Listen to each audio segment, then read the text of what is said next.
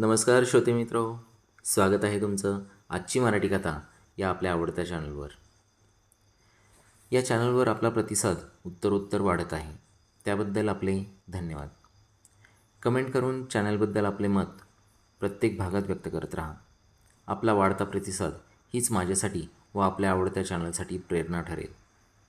आज पहिल्यांदाच जे रसिक प्रेक्षक चॅनलवर आले असतील त्यांनी चॅनल सबस्क्राईब केलं नसेल तर करून ठेवा आणि समोरील बेल आयकॉनचं बटन दाबून ऑल सिलेक्ट करा, म्हणजे तुम्हाला कथा प्रसिद्ध झाल्यानंतर तिचे नोटिफिकेशन तुमच्या मोबाईलवर लगेच मिळेल.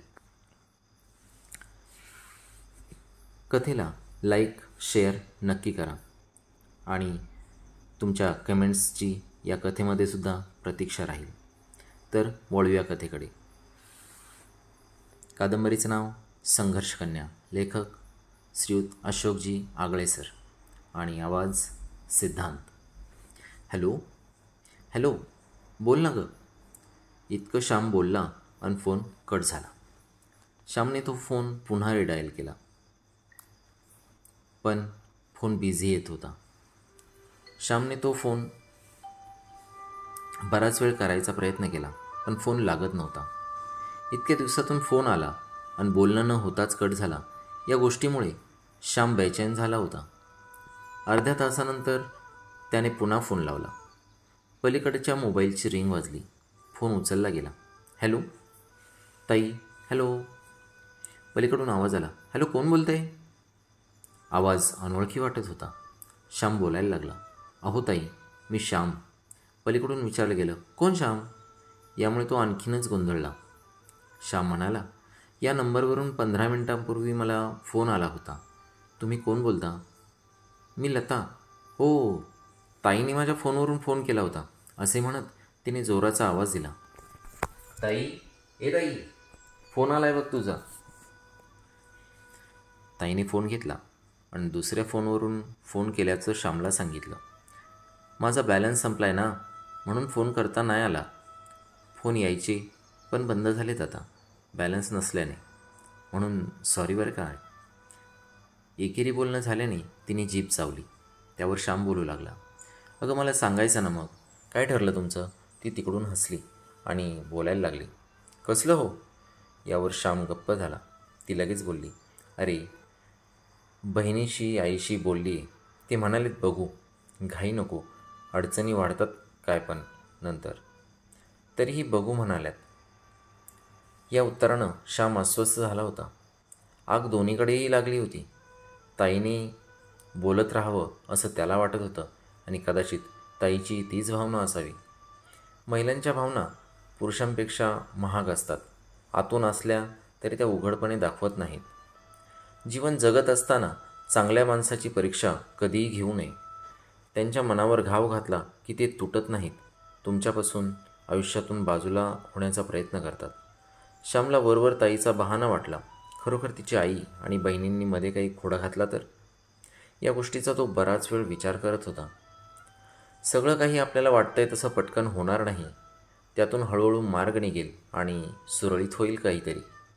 योग्य रस्ता सापडला, आधी वाट चुकतीये. श्याम आपला स्वतःशीच समजूत घालत होता. बिजली आता शोमधून थोडीशी फ्री झाली होती. तेजूला तिथे जवळ शाळेत तिने ॲडमिशन घेतले होते. यावर्षी 9वीतून 10वीत जाणार होती ती. 15वं सळून 16वं लागलं होतं. तिच्या वयाच्या या वळणावर बिजली कधीकधी अस्वस्थ व्हायची. 10वीत असणाऱ्या सिद्धीचा आणि तिच्या आठवणींचा बिजलीला त्रास व्हायचा. सिद्धीने 10वीत असताना आपल्याला वेदना, दुःख दिले होते, त्याही न संपणाऱ्या ओल्या जखमांसारखं. त्यामुळे तेजू 10वीत गेली आणि बिजली आणखी सावध झाली होती. सिद्धीचे जे हट्ट पुरवायचे राहिले होते ते तेजूचे सगळे ती पुरवत होती. तिला शाळेत जायला स्कूटी, तर एक नवीन मोबाईल, हवे तसे कपडे, मागितले तर खर्चायला पैसे द्यायला ती कधीच मागेपुढे पाहत नव्हती. तेजू बॉबकट करून उंची कपडे, मोबाईल आणि डोळ्याला गॉगल अशी राजकुमारीच्या थाटात शाळेत जात होती. तिला जे आवडेल तेच ती करायची. तेजूचे असे बिनधास्त पुरुषी वागणं बिजलीला आवडत नसलं तरी ती समजून घेऊन गप्प राहायची.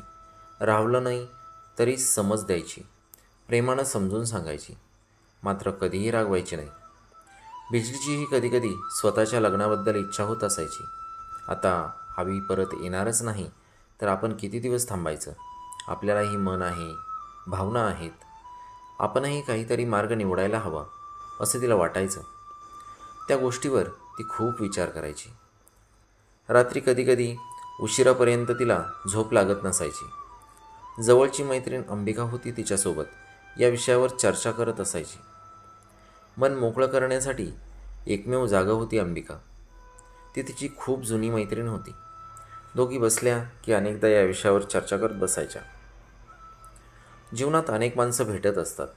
त्यातील काही माणसांना सांभाळून राहायचं असतं तर काही माणसांना सांभाळत राहायचं असतं. बुद्धी सगळ्यांकडे असते. त्या बुद्धीचा उपयोग काहीजण चलाखी करण्यासाठी तर काहीजण इमानदारीसाठी करतात, जे त्यांच्या संस्कारावर अवलंबून असतं. एक मात्र खरं, चलाखी 4 दिवस चमकते आणि इमानदारी आयुष्यभर. अवीबरोबर इमानदारीने वागणाऱ्या बिजलीला धोका मिळाल्यामुळे जीवनात चलाखी वाईट नसते असे बिजलीला वाटू लागले होते. अजूनही तिने वयाची 35शी गाठली नसल्याने तिची शारीरिक भूक कधीकधी उचंबळून येत असे. तरीही ती त्यावर नियंत्रण ठेवत होती. त्याचे कारणही होते वयात आलेली तेजू. तिच्यावर आपल्या वर्तनाचा वाईट परिणाम होऊ नये या एकमेव दडपणाखाली ती स्वतःला जिकिरीने सांभाळत होती. मनोहर आज घरी आला होता. त्याचवेळी बिजली आणि अंबिका घरात गप्पा मारत बसल्या होत्या. बायको गेल्यापासून मनोहरने कधीही वाईट नजरेने बिजलीकडे बघितले नव्हते. ती फक्त व्यावसायिक भागीदार आहे, एक सुशील गृहिणी आहे याचा अनेकदा तिला प्रत्यय आला होता. त्यामुळे तो बिजलीच्या एकटेपणावर बोलायचा बंद झाला होता. मनोहर, बिजली, अंबिका बसलेले असताना अंबिकाने विषय काढला. साहेब, बिजलीताईला मी अनेकदा बोलतीये, तुम्ही काहीतरी निर्णय घेतला पाहिजे. किती दिवस भावनांचा कोंडमारा करत जगायचं? पण त्या ऐकत नाहीत. तुम्ही तरी सांगा. तुमच्यावर खूप विश्वास आहे त्यांचा. त्यावर मनोहर बोलू लागला. बिजली मेहनती, कष्टाळू आणि धाडसी आहे. तिच्याकडील नम्रता हा गुण सर्व गुणांपेक्षा मौल्यवान आहे. आणि तो गुण ज्याच्याकडे असतो त्याच्यासमोर कितीही बलाढ्य स्पर्धक असले तरी आयुष्यात तो यशस्वी होतो. म्हणूनच ती यशस्वी झाली. आता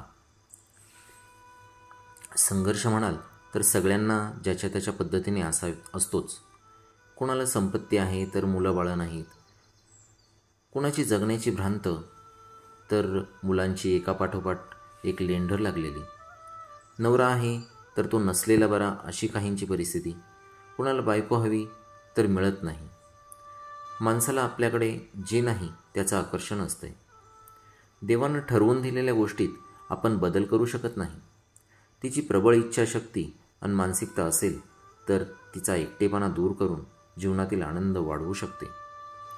बिजली फक्त ऐकतच होती. साहेब, तुम्ही मला आधार दिला. मी कितीदा तुटले होते आयुष्यात. तुम्ही मला सावरलं. सुखदुःखात बरोबर राहिले. जे माझ्यासाठी करता येईल तेवढं केलं. मला मात्र अजून तुमचे ऋण फेडता आले नाहीत. अगं, ते मी फक्त तुझ्यासाठी नाही केलं, माझ्या स्वतःसाठीही केलं. आणि कुणावर केलेल्या उपकाराचा हिशोब माणसानं डायरीत कधीही लिहू नये. लोक काय म्हणतील याच्यापेक्षा स्वतःवर विश्वास ठेवा. वेळ नक्की उत्तर देईल. मनोहर एवढंच बोलला. त्याचे डोळे पाणावले होते. बायको गेल्यानंतर एकाकीपणाचं दुःख तो स्वतः अनुभवत होता. अंबिका, बिजली आणि मनोहर त्या दिवशी बिजलीचा एकाकीपणा या एकाच विषयावर बोलत होते. बिजलीने पुन्हा लग्न करावं असं अंबिकाला मनोहरला वाटायचं. बिजलीची अनेकदा इच्छा होत असायची. बिजलीच्या मनाची घालमेल अंबिका आणि मनोहरच्या नजरेने टिपली होती. मनोहरबरोबर लग्न करण्याची बिजलीची इच्छा नव्हती. त्याला लेक, जावई, मुलगा, सून आणि नातू आहेत. त्यामुळे तिचे मन त्याच्यावर तयार होत नव्हते. मनोहरवर बिजलीचे अपार प्रेम होते, पण वासनेच्या पलीकडचे. कोणत्याही परिस्थितीत तो तिला जबरदस्ती करत नव्हता. मनोहरला मनातून वाटायचे बिजलीने आपल्याशीच घरोबा करायला हवा. बिजली अंतर्मनातून त्या गोष्टीसाठी टाळत असल्यामुळे त्यानेही समजून घेतले होते. दुसरा एखादा चांगला पुरुष निवडावा ही अंबिकाची इच्छा होती. ती बिजलीला त्या पद्धतीने अनेकदा पटवून सांगायची. बिजली मात्र बघू असं म्हणत निर्णय देत नव्हती. बदललेल्या समाजरचनेमध्ये स्वतःच्या सुखासाठी केलेल्या गोष्टी आयुष्यभर भळभळत्या जखमा देत राहतात हे अनेकांच्या बाबतीत घडलेलं तिने स्वतः पाहिलेलं होतं. तिच्या ऑर्केस्ट्रा क्षेत्रात, तमाशा क्षेत्रात अनेक जणी डोळ्यादेखत उद्ध्वस्त झालेले तिने पाहिले होते. तिचे मन तिला लग्नासाठी आणि शरीर संबंधासाठी नको म्हणत होते. शारीरिक सुखासाठी लग्न सोडून पर्याय निवडला तर तो समाजमान्य नव्हता. या क्षेत्रात अनेक ठिकाणी तिने तो बघितला होता. त्यातून खून, आत्महत्या आणि तुरुंगवास झालेली अनेक उदाहरणे तिने ऐकली होती, पाहिली होती. नेमकं काय करावं हा गुंता सुटत नव्हता. थोडं थांबायचं, हार मानायची नाही. सगळ्या समस्या एक दिवस संधी बनतील यावर तिचा विश्वास होता. एक दिवस तिच्याच ऑर्केस्ट्रात गायक म्हणून काम करणारी रोशनी घरी आली होती. सीझन कमी झाल्यामुळे बरेच कलाकार घरी गेले होते. तमाशातील ऑर्केस्ट्रातील कलाकार 3 महिने सीझन संपला की खूप हालाखीचे जीवन जगत असतात. कुणी रस्त्यावर जागा शोधून चहाचे हॉटेल टाकतात, कुणी घराकडे जाऊन शेतात मोलमजुरी करतात, तर कुणी शहरात जाऊन धुनीभांडी करतात, कुणी भाजीपाला विक्रीचा व्यवसाय करतात. 6-7 महिने मिळेल ते काम करून गुजराण करणारी ही माणसं सीझन आला की तमाशा मालकांकडून उचल घेतात. त्यांच्या पार्टीत काम करून उचल फेडतात. बऱ्याचदा पैसे परत करता आले नाहीत तर सावकाराकडून चढ्या दराने व्याज देऊन पैसे घेतात. पार्टीवाल्याचे पैसे देतात. पैसे देता आले तर जास्त पगारावर दुसऱ्या पार्टीत जातात. पैसे नाही फिटले तर आहे त्याच पार्टीत उचल फेडण्यासाठी परत त्याच मानधनावर जावं लागतं. कामधंद्याचा कंटाळा असणारी अनेक जण व्याजावर व्याज देत तिथेच लाख मोलाचं आयुष्य बर्बाद करतात. कुटुंबाची परवड, मुलाबाळांच्या शिक्षणाची परवड त्यांची थांबत नाही. 5-6 महिन्यांची बाळं राहुटीत झोपवून तमाशात जेव्हा या महिला नाचतात तेव्हा अनेकदा त्यांच्या नजरेसमोर पाळण्यात झोपलेलं बाळ आल्याने स्टेजवरच दुधाचा पाना मोकळा झालेला असतो.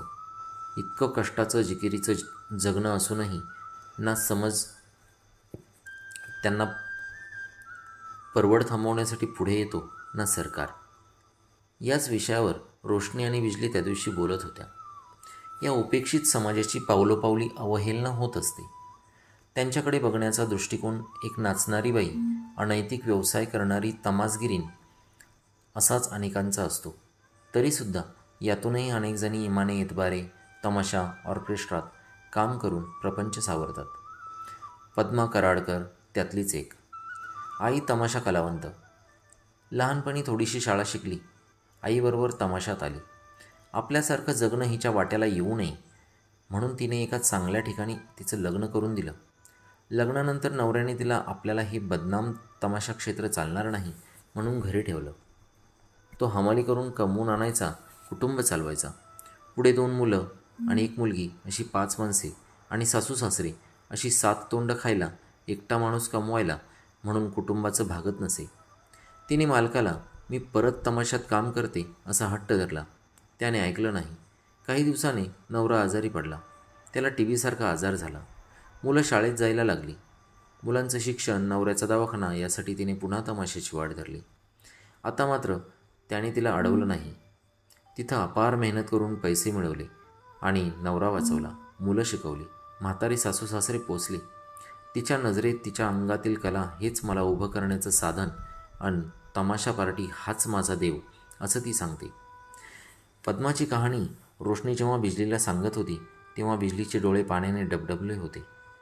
या क्षेत्रात कलावंतांची होणारी हेळसांड थांबवण्यासाठी आपण काहीतरी करावं असे दोघींनाही वाटत होते. त्यासाठी बापू भिसे, मनोहर यांच्यासारख्यांची मदत घ्यावी असे बिजलीला वाटले. आयुष्यात काहींना एवढा संघर्ष आहे तर आपलं फक्त नवऱ्याच्या सुखापासून वंचित असणारं दुःख फार मोठं नाही याची बिजलीला मनापासून जाणीव झाली होती. क्रमशः. थँक्यू सो मच मित्रांनो. हा होता संघर्षकन्या कादंबरीचा भाग 22वा. आपण जे भरभरून प्रेम या कादंबरीला तसेच या चॅनलला देत आहात त्याबद्दल आपले मनापासून आभार. तुमचं प्रेम, तुमची साथ अशीच मिळत राहील हीच मनापासून प्रार्थना. धन्यवाद. तोपर्यंत थांबूया. Stay healthy, stay happy, stay tune. Bye.